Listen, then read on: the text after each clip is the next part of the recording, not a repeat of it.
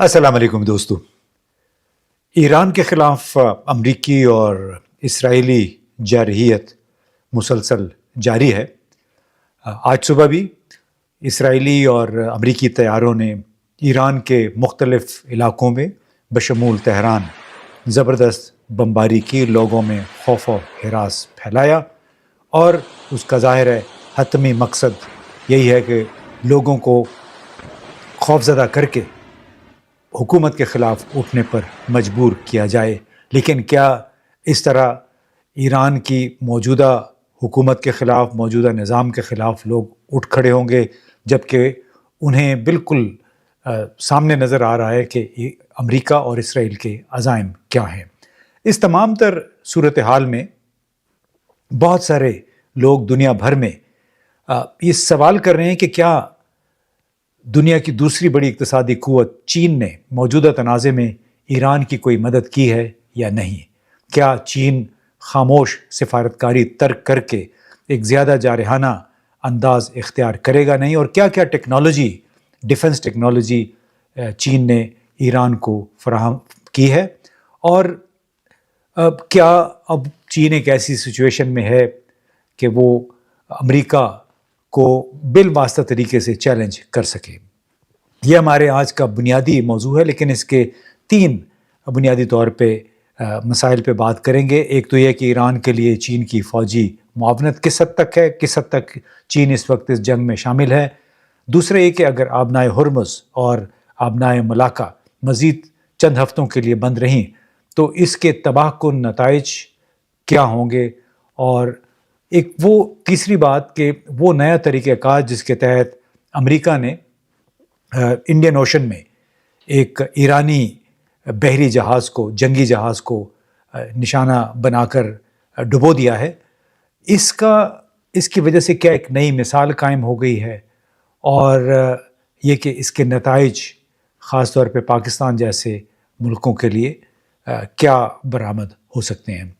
سب سے پہلی بات تو یہ ہے کہ امریکہ میں وزیر دفاع پیٹ ہیگسیت کا کہنا ہے کہ اسرائیل سے اس جنگ کو آخر تک جاری رکھنے اور ختم کرنے، حتمی انجام تک پہنچانے کا کہا گیا ہے. ٹائمز آف اسرائیل کی ایک رپورٹ کے مطابق اسرائیلی وزیر دفاع یسرائیل کانٹس نے کل رات اپنے امریکی ہم منصب پیٹ ہیگسیت سے بات کی، اور اس میں کہا کہ ہیگسیت نے امریکی اور اسرائیلی فوجوں کے درمیان بے مثال تعاون کی تعریف کی اور کارڈنس کو ترغیب دی کہ آخر تک اپنی جنگ جاری رکھیں، ہم آپ کے ساتھ ہیں. یہی پیٹ ہیگسیت نے اس جنگ کو بالکل ایک مذہبی رنگ بھی دیا ہے کہ یہ ایک کرسچن سویلائزیشن کی جنگ ہے، بنیاد پرست اسلامی حکومتوں کے خلاف. اور فوجیوں کو جو پیغامات گئے ہیں مختلف علاقوں میں تعینات، اس میں بھی یہی کہا گیا ہے کہ یہ ہماری ایک حتمی جنگ ہے، ایماگیڈن کا انہوں نے کہا کہ یعنی ایک آخری مارکہ ہے قیامت سے پہلے. اس کے ساتھ ساتھ امریکی سینٹ میں ایک قرارداد 47 کے مقابلے میں 53 ووٹوں سے کامیاب ہوئی، جس میں کہا گیا تھا کہ امریکی صدر کے جو خصوصی اختیارات ہیں ایمرجنسی کے اور جنگ کے، اس کو محدود کیا جائے. ہاؤس آف ریپرزینٹیٹیوز میں تو وہ کامیاب ہو گئی، لیکن چونکہ یہاں پہ اکثریت ڈیموکریٹس کی ہے تو اس لیے حکومت کے حق میں، ٹرمپ کے حق میں 53 جبکہ مخالفت میں 47 ووٹ پڑے، جس سے یہ ظاہر ہوتا ہے کہ کم از کم آدھی جو سیاسی قیادت ہے امریکہ کی، وہ بالکل اسرائیل کے ساتھ کھڑی ہے. اور بنیادی طور پہ یہ اسرائیلی اور امریکی سرمایہ دارانہ نظام اور جیوش اور امریکن کیپٹل جس کو کہتے ہیں، یہ اس کا ایک گٹھ جوڑ آپ کو امریکی کانگریس میں بھی نظر آتا ہے. اب آپ کو جیسے ہم نے پہلے کہا کہ بحر ہند میں 2 ایرانی جہازوں کو نشانہ بنایا گیا، ایک کل تھا، ایک آج صبح، اور ایک جہاز ڈوب چکا ہے، دوسرا ڈوب رہا ہے. اور یہ بحری جہاز ہیں جو کہ جنگی مشقوں کے بعد بحر ہند میں جو بھارتی اور کچھ دوسری نیول فورسز ہیں ان کے ساتھ جنگی مشقوں میں حصہ لے کر واپس آ رہے تھے، اور معلوم نہیں کہ بین الاقوامی پانی میں اس کو ان جہازوں کو حملہ کر کے ڈبو دیا گیا، جو کہ بین الاقوامی قانون کی خلاف ورزی ہے، کیونکہ جب بھی اس قسم کا کوئی حملہ کرنا ہوتا ہے تو اس علاقے کو ایکسکلوسیو خصوصی زون قرار دیا جاتا ہے اور تمام علاقائی ممالک کو خبردار کر دیا جاتا ہے۔ اس قصے میں کسی کو خبردار نہیں کیا گیا، اور یہ بھی کہا جا رہا ہے کہ کیا اس تمام معاملے میں خود بھارت بھی ملوث ہو گیا ہے۔ اب اسی 2 بحری جنگی جہازوں پر حملے کے بعد ہی ایرانی پاسداران نے یہ دعویٰ کیا ہے کہ انہوں نے شمالی خلیج میں ایک امریکی آئل ٹینکر کو نشانہ بنایا ہے، اور آج صبح شمالی خلیج میں یہ واقعہ ہوا، اور یہ IR اسلامی پاسداران کے نمائندے نے، ترجمان نے یہ کہا ہے کہ امریکہ، اسرائیل اور ان کی حمایت کرنے والے یورپی ممالک سے تعلق رکھنے والی فوجی اور تجارتی بحری جہازوں کو گزرنے کی اجازت نہیں دی جائے گی آبنائے ہرمز سے، اور جو بھی نظر آیا اس علاقے میں ان کو یقینی طور پر نشانہ بنایا جائے گا۔ ہم نے پہلے بھی کہا تھا، یہ اب اسلامی پاسداران کی طرف سے یہ بیان ہے کہ ہم نے پہلے بھی کہا تھا کہ بین الاقوامی قوانین اور قراردادوں کی بنیاد پر جنگ کے اوقات میں اسلامی جمہوریہ ایران کو آبنائے ہرمز سے گزرنے پر کنٹرول کا حق حاصل ہے۔ اب یہ جو ایرانی فریگیٹ اور ایک اور جنگی جہاز کو جس طرح امریکی آبدوز نے بین الاقوامی پانیوں میں ٹارپیڈو کیا ہے، یہ ایک نئی مثال ہے، ایک نئی خطرناک مثال امریکہ نے قائم کی ہے، اور اس سے ظاہر ہے پاکستان جیسے ملکوں کے لیے بھی اب بڑا خطرہ پیدا ہو گیا ہے، کیونکہ بین الاقوامی پانی میں کسی دوسرے ملک کے جہاز کو ڈبونا سراسر زیادتی اور صریح خلاف ورزی ہے بین الاقوامی قوانین کی۔ ایک نیا ایک مثال قائم کی ہے، اور بالکل یعنی بحر ہند میں یہاں پہ آپ کو معلوم ہے کہ اس آس پاس چین کی افواج، چین کی نیوی بھی موجود ہے۔ اب بڑی تشویشناک صورتحال پیدا ہو گئی ہے کہ اگر یوں ہی رہا تو آنے والے سالوں میں کیا ہوگا۔ اب چین کے خلاف یہ تمام ممالک کیا ملک مل کے اس کی انسرکلمنٹ کریں گے بحر ہند میں اور پھر ساؤتھ چائنا سی میں، جہاں پہ زیادہ تر چین کو کنٹرول حاصل ہے، لیکن اس کے ارد گرد اس تک رسائی والے علاقے جو ہیں اس کو بھارت، امریکہ اور اس کے جو اتحادی ممالک ہیں وہ کنٹرول کر سکتے ہیں۔ اور ظاہر ہے چین کے لیے ایک نئی صورتحال ہے، تشویشناک صورتحال ہے۔ اب آتے ہیں اس موضوع کی طرف جس پہ آج ہم نے فوکس کرنا تھا، کہ اس تمام قصے میں اس وقت تک چین کا کیا کردار رہا ہے۔ ایران، کیونکہ کئی لوگ بڑے شاکی تھے کہ چین اتنا بڑا ملک ہے، ویسے تو دوستی کا دم بھرتا ہے، انویسٹمنٹ یا سرمایہ کاری کی، ٹریڈ اپرچونٹیز کی بات کرتا ہے، لیکن ایران کی سپورٹ نہیں کی ہے چین نے، یہ کہا جا رہا ہے۔ اور یہ کہ اس کی جو سپورٹ تھی، حمایت تھی، وہ زبانی جمع خرچ تھی۔ چینی وزیر خارجہ نے اور وزارت خارجہ نے بار بار بیانات میں امریکی اسرائیلی حملوں کی مذمت کی ہے، اور یہ بھی کہا کہ یہ ناقابل قبول فعل ہے، ایک خود مختار ریاست کے خلاف اور بین الاقوامی قانون کی خلاف ورزی ہے، اور فوری جنگ بندی کا مطالبہ بھی کیا۔ اب سوال یہ ہے کہ کیا صرف چین کا کردار یہاں تک ہے یا اس نے کوئی عملی امداد بھی کی ہے؟ کیونکہ جو کچھ جس انداز میں اب تک ایران نے مزاحمت کی ہے وہ چین یا روس کی مدد کے بغیر شاید ممکن نہیں تھا۔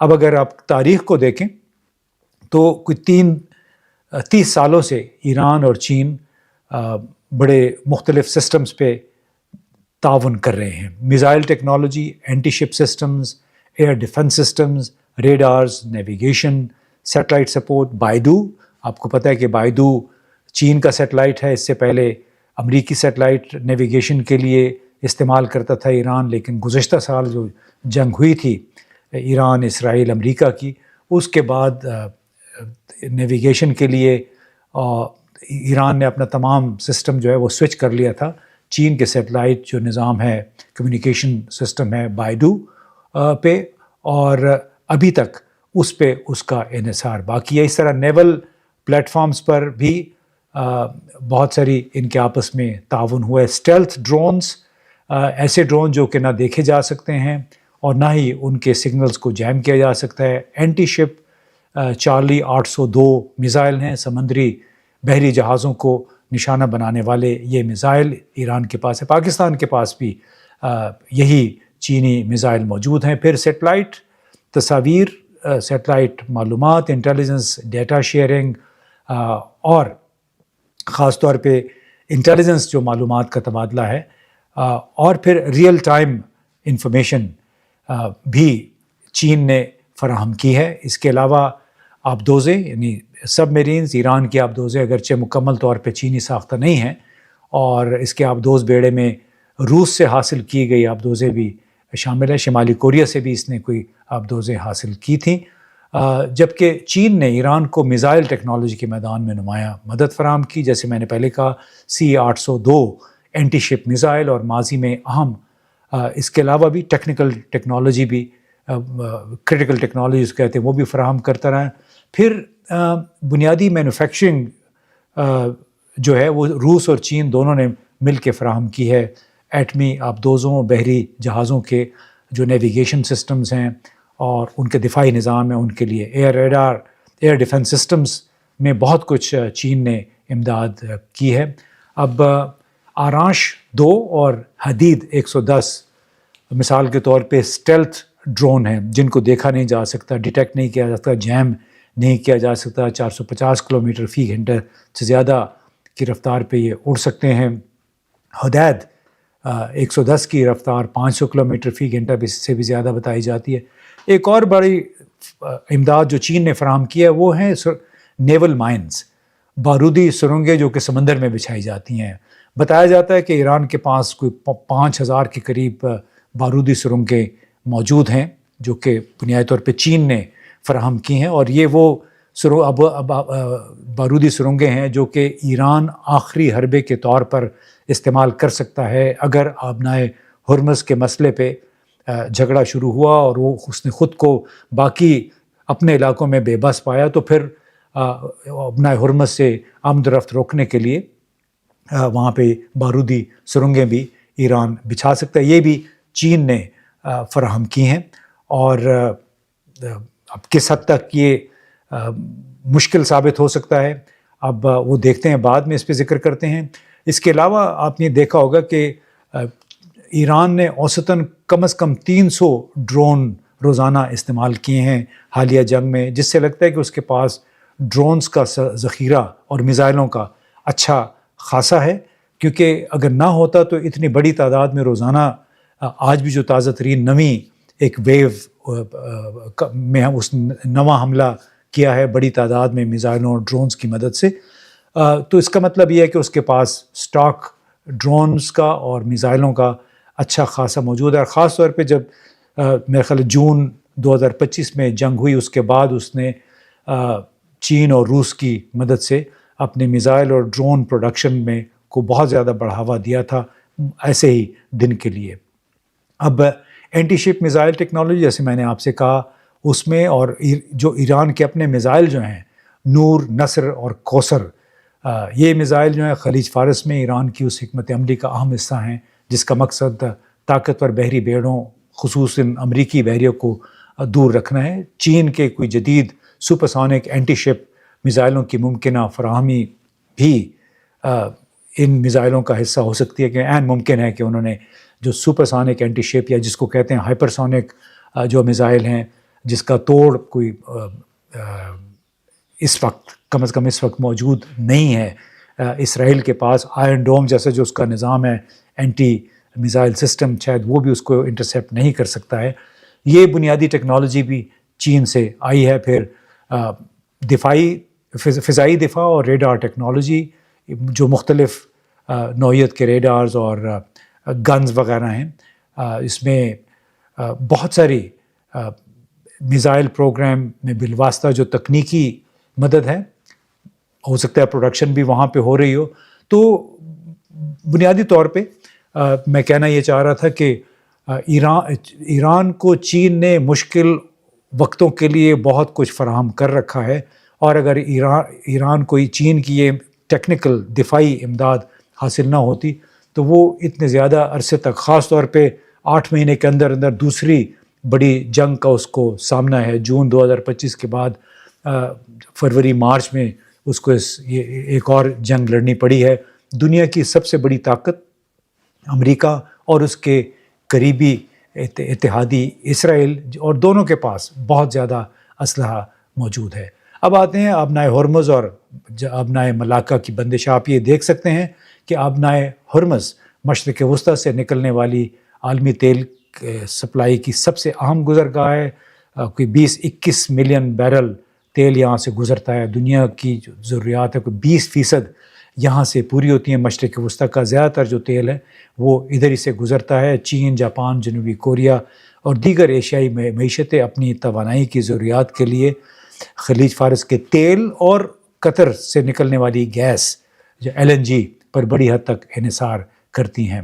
اور اس وقت تو یہ صورتحال ہے کہ کوئی 4000 کے قریب بحری جہاز اور ٹینکرز جو ہیں، آئل اور گیس ٹینکرز، وہ اس وقت بیکار کھڑے ہیں. کوئی کم از کم 2800 جو ٹینکرز ہیں ان کا براہ راست تعلق جو ہے وہ آئل اور گیس کی ایکسپورٹ کے ساتھ ہے. اسی کی وجہ سے اب جو آئل ٹینکرز کے جو کرائے ہیں وہ بڑھ گئے ہیں، تیل کی قیمتیں بڑھ گئی ہیں، اور کنٹینر شپ کمپنیاں اب یہ علاقہ چھوڑنے کے ساتھ ساتھ جو انشورنس کاسٹس ہیں وہ بہت زیادہ بڑھ گئی ہیں. دوسری طرف آبنائے ملاکا، اسٹریٹ آف ملاکا جس کو کہتے ہیں، چین کی توانائی اور تجارت کا انحصار اس راستے پر ہے. یہاں کسی قسم کی بندش چین کی معیشت کے لیے کافی خطرناک ثابت ہو سکتی ہے. آپ یہ دیکھ سکتے ہیں کہ آس پاس اس کے جو پھر ممالک ہیں، انڈونیشیا ہے، ملیشیا ہے، سنگاپور ہے، اس علاقے سے یہ آبنائے گزر رہی ہے اور ان سے گزر کے پھر ان کو چین تک جاتا ہے. تو اگر یہ بھی متاثر آبنائے ملاکا بھی بند ہوتی ہے تو اس سے نہ صرف چین بلکہ جنوب مشرقی ایشیائی معیشتیں بھی بری طرح متاثر ہو سکتی ہیں. اور اس کے ساتھ ساتھ اب پاکستان کے لیے موجودہ حالات میں کیا مضمرات ہیں، کیا نقصانات ہیں. جو مثال امریکہ نے قائم کی ہے ایرانی جہاز کو بین الاقوامی پانی میں حملہ کر کے ڈبونے کا، ہو سکتا ہے کہ بھارتی بحریہ مستقبل میں کوئی بہانہ بنا کر اپنی طاقت کا مظاہرہ کرے پاکستان کے کسی جہاز کے خلاف، بحری جہاز کے خلاف، اور اس سے پاکستان کی ساحلی پٹی اور بحری تجارت خطرے میں پڑ جائے.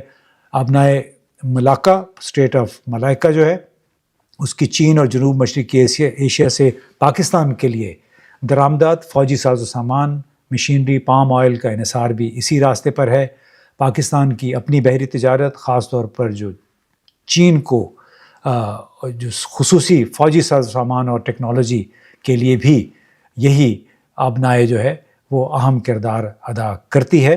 تو اگر یہ کسی وقت آبنائے ملاکا جو ہے، اسٹریٹ آف ملاکا، یہ بند ہو جاتی ہے تو اس سے پاکستان کے لیے بھی اچھی خاصی مشکلات پیدا ہو سکتی ہیں. اور جس انداز میں اس جنگ میں روز بروز شدت آتی جا رہی ہے، اب ہمیں بڑا غور و فکر کرنا ہوگا کہ آئندہ کے لیے پیش بندی کیسے کریں، کیونکہ پاکستان کے پاس کاغذ پہ جو چیز لکھی ہوئی ہے اس کے مطابق کوئی ہمارے پاس گیس اور تیل کے کوئی 20-21 دن کے اسٹریٹجک ذخائر موجود ہیں، اس سے زیادہ نہیں ہے. اصل میں صورتحال کیا ہے وہ ہمیں نہیں پتہ. پہلے بھی ایک دفعہ ہم اس کا سامنا کر چکے ہیں جب کووڈ ہوا تھا 2021-20 میں. اب اللہ کرے کہ یہ جنگ جلد ختم ہو اور اس کی وجہ سے عالمی معیشت جس شدید بحران سے دوچار ہوتی نظر آ رہی ہے اس سے بچا جا سکے. بہت بہت شکریہ.